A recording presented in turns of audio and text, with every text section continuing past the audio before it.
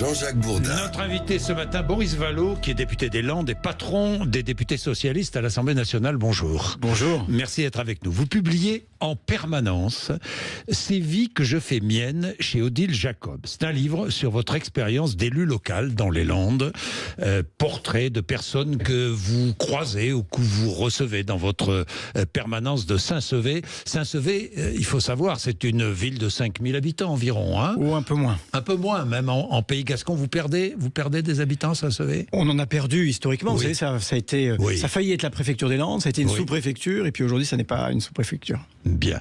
La vraie vie, comme on dit, la vraie vie. La vraie vie, c'est quoi dans votre permanence? Vous allez nous dire.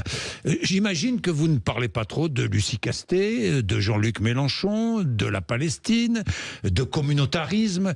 On vous parle de quoi? De pouvoir d'achat, de problèmes du quotidien, exactement, d'insécurité, de difficultés à obtenir telle ou telle allocation. Absolument. Je vais vous dire, je vais vous faire une confidence. Je me suis offert un moment de liberté avec ce livre. Oui. Tiens, vous savez, la politique qui ne parle que d'elle n'intéresse personne et m'intéresse pas beaucoup. Je me suis offert cette liberté de la politique qui souvent parle, mais là, elle va écouter, elle écoute. Oui. Et je restitue ce que j'entends dans ma permanence depuis 7 ans. C'est des vies difficiles, vous avez raison. Je parle d'une aide-soignante qui travaille dans un EHPAD, qui aime son métier, qui le fait très bien, mais qui a le sentiment de mal le faire parce que les moyens manquent, que ses propres bras lui font défaut. Et quand je lui dis, je vais faire votre portrait, elle me dit, mais pourquoi moi, je suis pas intéressante? Ça dit quelque chose quand même. Mais dites-moi, c'est une leçon de vie pour vous. Pour vous, député, c'est une leçon de vie. C'est une expérience humaine et ça... J'essaie de répondre à une question que beaucoup se posent, c'est qu'est-ce qu'ils savent de nos vies? Qu'est-ce qu'ils savent nous écouter? Est-ce qu'ils nous comprennent? Est-ce qu'ils essayent seulement? Et donc je me suis livré... J'entends ça tous les jours. Mais oui, tous les jours. Mais je l'entends aussi. Ici, tous les jours, vous aussi. Mais je l'entends aussi. Mais parfois, j'ai le sentiment que la politique, elle manque un peu de vérité, un peu de sincérité dans son rapport à la vie des gens. Mais je la décris aussi, une dame qui se bagarre pour faire valoir ses droits dans une sorte de golem, de labyrinthe administratif auquel elle ne comprend rien. Et pour être franc, quand je travaille avec elle pour remplir un certain nombre de papiers, j'y comprends pas grand-chose non plus. Donc moi, je suis législateur, j'ai été fonctionnaire, et je vois que parfois, ce que l'on fait n'atteint pas son but, n'atteint pas les gens auxquels c'est destiné, parce que c'est trop compliqué, parce qu'un CERFA de 24 pages à remplir pour demander une aide, dans lequel on dit d'écrire le projet de vie de l'enfant, c'est imbitable. Je parle d'un commerçant qui dort pas la nuit parce qu'il ne sait pas s'il va pouvoir payer ses traites. Donc tout ça, c'est pas désincarné. Moi, la politique désincarnée, elle manque son but. Et donc, c'est un retour à l'essentiel, c'est un retour aux choses humaines, c'est s'arracher au brouillard. Ça fait du bien de vous entendre. On va voir si à l'Assemblée nationale c'est traduit, Boris Vallaud. En l'occurrence, un petit mot encore sur Saint-Sevé. Il y a une spécialité à Saint-Sevé, c'est le poulet de Saint-Sevé. Absolument. On est bien d'accord. J'ai entendu Annie Genevard, qui est la nouvelle ministre de l'Agriculture, dire on veut manger du poulet français, mais on ne veut pas d'élevage de poulet près de chez soi. C'est vrai ou pas? Bien sûr. Là aussi, parfois dans ma permanence, j'ai des gens qui viennent me voir. Écoutez, moi je suis éleveur, mais j'ai des voisins qui sont pas contents parce que j'ai un élevage. Je dis, écoutez, oui, quand on vient habiter à la campagne, il y a quand même des chances, et je m'en réjouis, d'avoir des paysans qui travaillent à côté. Et par ailleurs, je dois vous dire que dans les Landes, on est assez fiers de notre poulet élevé en liberté. Voilà. Et on tient à cette qualité, je vous dis à ça ce savoir-faire. Boris Vallaud, je vous dis ça parce que c'est une caractéristique très française, ça. On veut, mais on n'accepte pas que ça soit près de chez soi. Les prisons, par exemple, les poulets, les élevages de poulets. Je pourrais prendre 10 exemples comme ça. Boris Vallaud. Vous avez raison, j'en suis le témoin. Et vous savez, les paysans chez moi, ils font des choses intéressantes. Ils font souvent des journées portes ouvertes, aussi pour expliquer leur métier, le faire comprendre, le faire partager. Et je pense que quand on se comprend, les choses se passent en général beaucoup mieux. J'appelle le PS à changer de ligne politique. La ligne avec LFI doit être abandonnée pour retrouver une ligne de gauche de gouvernement. Vous avez entendu, c'est Bernard Cazeneuve qui dit cela. Est-ce que vous répondez à cet appel? Que lui dites-vous? Moi, je réponds que la gauche doit se poser une seule question, c'est quelle est sa raison d'être et à quoi elle est utile à la vie des Françaises et des Français. C'est le sens de ce livre, vous avez raison. Je ne parle pas de politique politicienne dans ce bouquin, je parle de la vie des gens. Des fins de mois difficiles, de celles et de ceux qui ne peuvent pas compter sur autre chose que sur leur force de travail, parce on est loin du drapeau de la Palestine dans les facs. Hein, mais le sujet est même pas celui-là. Et le sujet de ce qui se passe à Gaza est un sujet sérieux, comme les attentats, les attaques terroristes cet octobre sont un sujet sérieux et qu'on doit être capable d'appréhender en croyant encore à la possibilité de la paix. Je sais que c'est difficile, mais je crois aussi que c'est nécessaire. Quelle est l'attitude qui doit être la nôtre et celle des socialistes à l'Assemblée nationale, puisque vous avez posé la question, est-ce que ça va se traduire d'une manière ou d'une autre ? Il ne vous aura pas échappé qu'on est dans l'opposition et que nous avons contesté le choix qui a été fait par le président de la République de nommer en réalité un parti qui est très minoritaire et qui a perdu très largement ses élections. Mais nous avons dit aussi, maintenant que nous sommes dans l'opposition, le pouvoir n'est pas passé de l'Élysée à Matignon, il est à l'Assemblée nationale, il est au Parlement, au Sénat également. Et à chaque fois qu'il y aura des propositions qui iront dans le bon sens, qui amélioreront la vie des Français, nous les soutiendrons. Et nous ferons nous-mêmes des propositions sur des sujets qui préoccupent les Français. Je vous en donne un, mais qui est majeur. La question de l'accès aux soins. La question des déserts médicaux. Pardon, je parle encore un peu de ma campagne. Je parle encore un peu de chez moi, des Landes. Mais c'est vrai de beaucoup de territoires en France. Quand nous n'arrivons pas à obtenir un rendez-vous chez un spécialiste, parce qu'en fait, tout simplement, il n'y en a pas, ou parce qu'il faut attendre 6 mois pour avoir rendez-vous chez un ophtalmo, eh ben, ça rend dingue. Et donc, nous allons continuer le travail que nous avons déjà engagé, avec notamment le député Guillaume Garot, qui est l'initiateur d'un travail transpartisan sur la régulation de l'installation des médecins. On va travailler sur les mamans solo aussi. Alors, on va parler. Ça, c'est du concret. Je suis bien d'accord. Mais je crois que les gens s'attendent au concret. Oui, mais malheureusement, vous parlez beaucoup de politique, donc je vais faire comme vous. Dites-moi, est-ce que vous allez rompre avec Jean-Luc Mélenchon ? Mais le sujet n'est pas celui-là. Il est posé, par Cazeneuve, oui, bien sûr. Il est posé par François Hollande aussi. On a ce que dit François Hollande, et je dis d'une certaine manière... Il demande le départ d'Olivier Faure, donc le vôtre aussi, au passage. Je ne sais pas si c'est en ces termes. En tout cas, tous ceux qui commencent un congrès trop tôt ont tort. Je crois que mais vous savez, je peux vous dire que dans tous les partout, quand on franchit des étapes trop vite, la question c'est pourquoi faire ? Quelle est la raison d'être de la gauche ? Comment le Parti socialiste est utile ? Comment, dans une union de la gauche plus large que ce que nous avons constitué, à l'Assemblée nationale avec des majorités républicaines dans le pays, en allant aussi à la rencontre des partenaires. Oui, je suis pour. Et je les contre.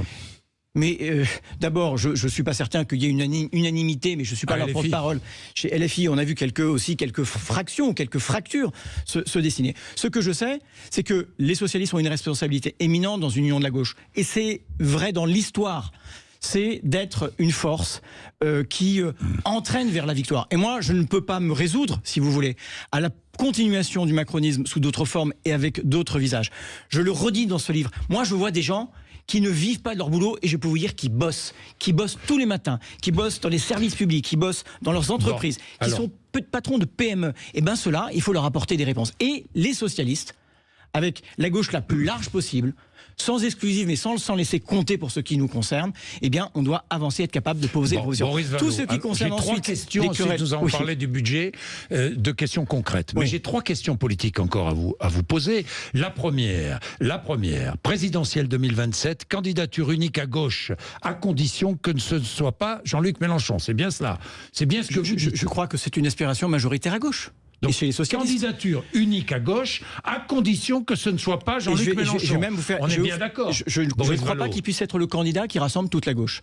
Et si je dois aller un tout petit peu plus loin dans la confidence, alors allez-y. Je crois que les socialistes doivent être en position d'être de ceux qui sont capables de proposer un candidat fédérateur, ramenant la victoire. Donc la un plus large candidat possible. Socialiste. Bah écoutez, franchement, si on n'est pas trop mauvais, on doit y arriver. Bah si on est mauvais, on n'y arrivera pas. Donc je vais vous dire, ne cherchons pas toujours chez d'autres notre propre faiblesse. À nous de bosser. Oui, vous comprenez la colère de Jérôme Gage hier ? Mais je comprends la colère Jérôme Gage, qui est socialiste, qui souhaitait être président de la commission des affaires sociales et qui a été battu. Pourquoi ? Parce que les écologistes n'ont pas voté pour lui. Mais je vais être parfaitement clair. C'est ça le NFP ? Vous me parlez de l'union. Non, ça ne peut pas être ça.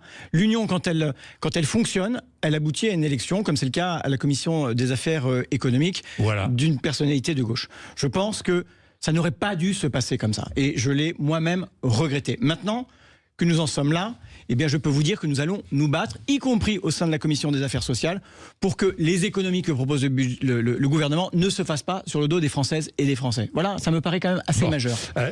Vous êtes allié LFI, c'est ma dernière question. J'avais bien compris votre question. Vous êtes allié LFI, donc à Rima Hassan, qui menace des journalistes.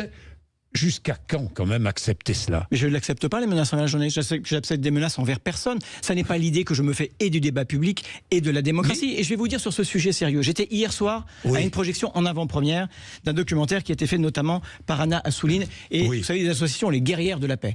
Ils nous ont montré dans ces territoires en conflit des Palestiniennes, des Palestiniens, des Israéliennes, des Israéliens qui sont des guerriers de la paix, qui espèrent la paix. Eh bien, je crois qu'on ne peut pas espérer la paix là-bas si on n'est pas capable de la faire ici, y compris dans la façon dont on s'exprime et dont on parle et dont on traite de ces sujets qui sont des sujets sérieux. Et là aussi, à l'Assemblée nationale, je souhaite que ce soit un lieu où nous concevions aussi la possibilité de la paix. Un mot sur le Proche-Orient, quelques mots. Est-ce qu'Emmanuel Macron a eu raison de dire ce qu'il a dit ? Franchement, sur l'envoi d'armes, il s'exprimait pour les Américains, hein, parce que nous envoyons rien du tout, pas d'armes à Israël. La question qu'il pose, vous savez, je suis rarement l'avocat de... oui, non, mais c'est pour ça que je pose la question d'Emmanuel Macron. Le tempo... Il demande un cessez-le-feu, et il dit on n'envoie pas d'armes quand on demande un cessez-le-feu. Il a raison ou pas ? La question qui aurait été plus intelligente de poser, c'est comment faisons-nous en sorte qu'il n'y ait pas d'armes fournis à Israël qui servent contre les Palestiniens à Gaza, mais sans remettre en question ce que je crois tout le monde est d'accord à considérer, c'est la légitimité de la sécurité d'Israël. Mais maintenant, oui, on a besoin d'un cessez-le-feu. On a besoin que les otages qui sont encore détenus soient libérés et que surtout nous évitions à toute force l'escalade qui menace au Proche-Orient. Et quand je regarde le Liban avec lequel j'ai quelques attaches, vous le savez peut-être, eh bien je dis que la paix. La paix. J'ai des Palestiniens et des Israéliens transformé en Gaza. Et des Israéliens, oui, et que une vie valant une vie, on en prenne la mesure. Vous savez, j'ai des Palestiniens et des Israéliens qui disent on a tout négocié au moment d'Oslo. Que les pays européens, les États-Unis, d'une certaine manière, nous imposent la paix. La paix. La paix manque de partisans parfois. Boris Vallaud, budget, présentation, c'est clair, vous ne voterez pas ce budget.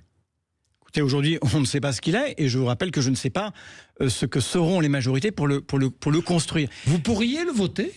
Si c'est un budget que la gauche à l'Assemblée nationale aura inspiré, on peut battre le gouvernement.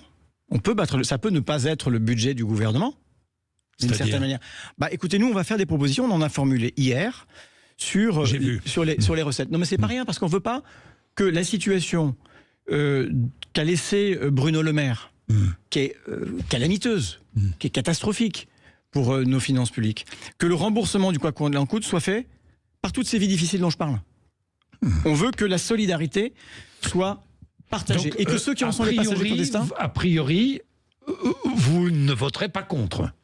Je dis que nous allons voter tout ce qui ira dans le bon sens, et que nous espérons que dans une majorité républicaine, la réciproque sera vraie. Nous ferons des propositions. Je pense que sur un certain nombre... Je pense à la taxation des super profits ou des super dividendes. Ça se rapproche d'un certain nombre de propositions qui avaient été celles, notamment du MoDem. Ce sont nos propositions. Oui, je sais. Vous votez cette... c'est notre proposition, donc on va la voter. Oui, vous allez la soutenir. Et les recettes exceptionnelles qui sont celles proposées par le gouvernement, je ne sais pas si Gabriel Attal ou Gérald Darmanin les votera, mais nous on les votera, bien que l'on considère qu'elles ne sont pas suffisantes, que la justice fiscale ne peut pas être exceptionnelle et temporaire. S'il y a 49.3, motion de censure ? Écoutez, moi je ne veux pas préjuger de ce que sera le débat parlementaire. Voilà. Mais évidemment qu'un 49.3, quand on fait un 49.3, on s'expose aussi à la possibilité d'une motion de censure. Mais si vous faites le pari, au fond, d'un parlementarisme réel, retrouvé, si vous faites ce pari-là, si vous pensez que on doit pouvoir, texte par texte, trouver des majorités républicaines, si vous pensez que sur des questions de recettes et donc de justice fiscale, vous pouvez convaincre, y compris ceux qui aujourd'hui sont vos adversaires, eh bien, je crois qu'il faut s'y engager résolument. Je vais vous dire sincèrement. Donc être constructif. Sans vous naïveté. serez constructif sur le budget, sur la discussion budgétaire. Oui, vous avez compris ce qui est notre ligne. La justice fiscale, que ce ne soit pas les classes populaires, les classes moyennes qui payent le quoi qu'on en coûte, y compris avec des impôts sur la vie. Et c'est déjà ce qui est dans les annonces du Premier ministre. Vous savez que quand vous reculez de 6 mois la revalorisation des pensions, eh bien, ça veut dire que beaucoup de gens modestes vont avoir une sorte de retraite de plusieurs centaines d'euros. C'est retraite de la sécurité sociale. Mais c'est pas rien. Mais c'est pas rien. C'est pas rien pour ceux pour lesquels les fins de mois sont difficiles. Report de 6 mois. Quand vous avez une pension d'un peu plus de 1500 euros par mois, eh bien sur 6 mois, c'est plusieurs centaines d'euros qui vont vous manquer. Je vois dubitatif, mais on l'a calculé. Oui, dubitatif sur le calcul, mais bon, c'est pas. Je vous le passerai parce qu'on a fait ça. C'est pas grave, Maurice Vallot. Sérieusement, et je crois même que les chiffres ont été confirmés. C'est un report. Oui, et donc c'est un impôt, c'est d'une certaine manière un impôt sur la vie, un impôt en creux. Voilà, comme les déremboursements ou l'augmentation des franchises. À propos des retraites, d'ailleurs, c'est la réforme des retraites. Alors, évidemment, le Rassemblement national. J'attends de voir si le 31, effectivement, le Rassemblement national demande ou pas l'abrogation de la réforme des retraites. Vous voterez si le Rassemblement national demande l'abrogation de la réforme ? Il y avait un premier rendez-vous pour le Rassemblement national pour vérifier la sincérité de son souhait d'abroger la réforme des retraites. C'était la motion de censure il y a 2 jours. Ils n'ont pas voté. Ils ont soutenu un gouvernement qui ne prévoit pas de l'abroger. Il y avait d'autres choix qui étaient possibles. Donc je ne crois pas à leur sincérité, premièrement. Et deuxièmement, ils n'ont pas de groupe au Sénat. À la différence des groupes de gauche qui vont pouvoir à la fois débattre dans leur niche parlementaire à l'Assemblée nationale puis au Sénat de l'abrogation de la réforme des retraites. On a besoin de justice. Ça a été une violence sociale pour ceux qui commencent tôt, qui ont des carrières longues, des carrières pénibles. Et puis ça a été aussi une brutalité institutionnelle. À propos des retraites, parce qu'on n'en parle pas et on a un peu parlé finalement lors des discussions sur la réforme. Comment se fait-il qu'il y ait une injustice entre le public et le privé ? Pourquoi ? Expliquez aux Français. Pourquoi est-ce que la retraite du privé est calculée sur les 25 meilleures années ? Mais quand vous regardez, il faut aussi regarder ce qu'ont été les revenus dans une vie entière. Et en réalité, quand vous regardez le revenu du privé, quand vous avez travaillé au SMIC, quand vous êtes toute votre vie... Laissez-moi terminer, Boris Vallot. Ce que je veux dire, c'est que le montant moyen des pensions est à peu près équivalent. Par ailleurs, vous savez que les règles de calcul, y compris des pensions de la fonction publique, ont été changées. Moi, ce que je veux dire, c'est que là où on a des sujets qui sont encore orphelins ou qui étaient très imparfaitement traités, c'est par exemple la retraite. Une avancée. Oui, mais qui est insuffisante, et notamment s'agissant des conjointes. Vous savez, j'ai reçu il n'y a pas très longtemps dans ma permanence une dame qui est aide à domicile auprès des personnes âgées, qui elle-même a plus de 64 ans, et est obligée de continuer à travailler parce qu'elle était épouse de commerçants, et donc elle n'a pas toutes ses cotisations, etc., etc. Et elle me dit, je vais m'occuper de gens qui ont mon âge. Donc là, il y a des situations orphelines dont il faut se saisir. Boris Vallot, pourquoi dans la réforme des retraites êtes-vous absolument opposé à une part de capitalisation ? Mais parce que ça n'est plus un système dans lequel les actifs sont solidaires des retraités et dans un système qui se perpétue de génération en génération. Ça veut dire qu'en réalité, on fait le pari d'une forme de spéculation sur les pensions de retraite, parce que les pensions de retraite... Vous avez une assurance vie ? Vous avez une assurance vie, vous ? Oui, mais ça, sauf que l'assurance vie, on est libre de la contracter ou de pas la contracter. Oui. Et je ne suis pas certain qu'il faille placer dans entre les mains de fonds de pension australiens, par exemple, les retraites des Françaises et des Français. Vous placez dans les fonds de pension australiens vos économies, mais pas... moi, en l'occurrence, j'ai pas d'assurance vie, donc bon, d'accord, vous, pas, mais oui, mais il y a la question du choix qui est fait par les uns et par les autres. Et puis, il y a celui de cette solidarité et d'un mode de fonctionnement qui... on ne va pas faire courir des risques à nos retraités. 18 milliards d'euros de déficit de la sécurité sociale. Beaucoup plus qu'annoncé par le précédent gouvernement qui était à 10 milliards, je crois, dans le budget préparé l'année dernière. On est à 18 milliards. Il va bien falloir faire des économies. On les fait où, ces économies à la sécurité sociale ? Jean-Jacques Bourdin, en 2017, quand Emmanuel Macron est arrivé aux responsabilités, les comptes avaient été, restaurés. Le périmètre de la protection sociale, qui est plus large que la sécurité sociale, était excédentaire. Qu'est-ce qui s'est passé depuis 7 ans ? Il s'est passé que nous nous sommes privés, le gouvernement a privé les Françaises et les Français de recettes. Il y a eu le Covid aussi. Oui, mais quand vous faites 50 milliards ou 60 milliards de baisses d'impôts divers pendant ce quinquennat qui manque chaque année à nos services publics. Quand vous refusez de mettre à contribution, par exemple, les multinationales qui consolident 40% de leurs résultats dans des paradis fiscaux, c'est-à-dire qu'il manque grosso modo 20% des recettes de l'impôt sur les sociétés à tous les pays de l'Union européenne. À la fin, ouais, ça se ressent. Oui, ça se ressent. Et donc, quand on appelle à de la justice fiscale dans la durée et pas de façon exceptionnelle, c'est parce qu'en réalité, un peu plus de solidarité, on vit tous mieux. On vit tous mieux. Non, mais à la sécurité donc, sociale, par exemple, pour donner 18 milliards. je vais vous donner un exemple. Que faites-vous? Eh bien, très concrètement... Quelles mesures proposez-vous pour réduire ce déficit? Je vais vous en donner une très exactement. On se pose la question, par exemple, de l'efficacité de l'exonération d'un certain nombre de cotisations à partir d'un certain seuil de revenus. Oui. Est-ce que ça crée de l'emploi ou est-ce que ça n'en crée pas? Eh bien, on dit, mais c'est assez bien documenté par des économistes aujourd'hui, qu'au-dessus de 2 SMIC, en réalité, les exonérations n'ont pas d'incitation sur la création d'emplois. Est-ce que là, il n'y a pas finalement des cotisations à redonner à l'assurance maladie, à l'assurance sociale, pour précisément pouvoir financer cette sécurité sociale? Vous savez qu'une des curiosités... C'est-à-dire qu'on remet des cotisations au-delà de... À partir d'un certain seuil. Voilà, au-delà de 2 SMIC et demi. Où il est démontré de façon empirique par des économistes qu'il n'y a pas eu l'effet d'entraînement. Vous renchérissez le coût du travail. Oui, sans que c'est un effet défavorable sur l'emploi. C'est quand même intéressant de le faire. Là où, en revanche, on sait que ça a un effet incitatif, évidemment, le meilleur exemple, c'est au niveau du SMIC. Eh bien, là, il n'est pas question de revenir dessus. Vous voyez, la question de l'efficacité de la dépense publique, c'est pas un truc réservé à Bruno Le Maire. D'ailleurs, il n'en a pas fait la démonstration.